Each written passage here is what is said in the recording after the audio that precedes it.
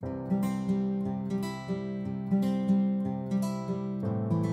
malom rybárskom prístave žil jeden rybár menom Toby.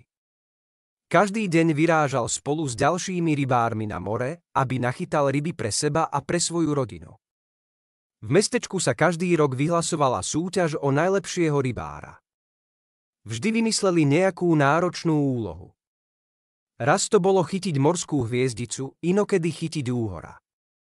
Po ukázaný úlovku porote mohol rybár tvora vypustiť späť do mora. Tento rok mali za úlohu chytiť nezvyklú žltú chobotničku. Jedného rána vstal Toby skoro, aby sa pripravil na lov. Obliekol si svoj rybársky oblek a posadil sa do svojej drevenej loďky. Mal plán. Dnes sa rozhodol konečne nájsť tú žltú chobotnicu, ktorá mu stále unikala. Vyplával na oceán plný nadšenia. Cítil, že dnešný deň bude iný, že dnes konečne chytí toho zvláštneho tvora, o ktorom sa tak dlho všetkým snívalo.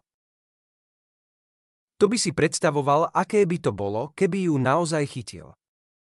Ale vedel, že to nebude ľahké. Chobotnica bola rýchla a múdra a aby ju chytil, musel by byť rýchlejší a ešte chytrejší.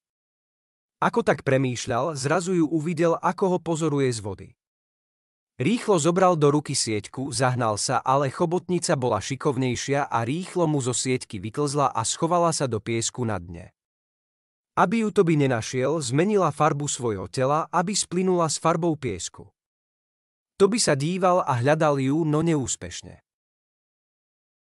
Na druhý deň si Toby pripravil veľký zavárací pohár, ktorý naplnil morskou vodou a dal doňho návnadu. Pohár bol dostatočne veľký na to, aby sa doň zmestila celá chobotnica. Keď priplával k miestu, kde chobotnicu naposledy videl, uviazal pohár na lanko a zhodil ho do vody. Dával pozor, aby návnada v podobe lákavo vyzerajúcej krevety ostala v pohári. Netrvalo dlho a zbadal, ako sa z hlbokých vôd vynorila chobotnica a blížila sa k poháru. Nechala sa uniesť vôňou návnady a pomaly sa prišla k okraju pohára. Keď bola dostatočne blízko, rýchlo sa vtiahla dnu a začala si pochutnávať. Toby, ktorý to sledoval so zatajeným dychom, neváhal ani chvíľu. Nenápadne vyťahoval pohár na loďku a potom rýchlo zatvoril viečko pohára. V tom okamihu, keď sa chobotnica ocitla v pohári, Toby cítil, že sa mu konečne splnil sen. Už sa videl na stupni víťazov.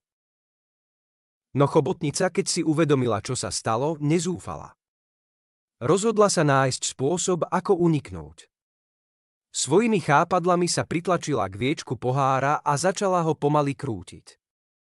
Najprv to skúsila na jednu stranu a nič. Tak skúsila točiť na druhú stranu, keď tu zrazu sa viečko pohlo.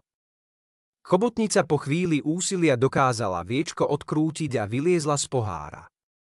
Než sa Toby nazdal, skočila späť do mora a odplávala do hlbokých vôd. Toby bol sklamaný, ale nevzdával sa a nasledujúci deň sa rozhodol použiť inú stratégiu. Toby zobral tú najväčšiu sieť, akú mal, a hodil ju do vody, práve keď chobotnica oddychovala. Do siete chytil celé hejno rýb, vrátane chobotnice. Tentokrát bola chobotnica zaskočená, no keď zbadala, ako sa sieťka nad ňou uzatvára, neváhala. Vyliezla na palubu a okamžite hľadala cestu von. Zbadala malý otvor na palube a rýchlo sa k nemu posúvala.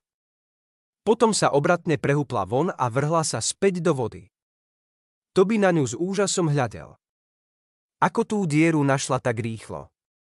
Toby sa usmial, keď videl chobotnicu uniknúť. Vedel, že je to šikovný tvor a obdivoval ju za jej odvahu a vytrvalosť. A tak sa vrátil domov bez svojho úlovku, ale ohromený vynaliezavosťou takého malého tvora. Vedel, že v tejto súťaži síce neúspel, ale bol rozhodnutý to za rok skúsiť znova.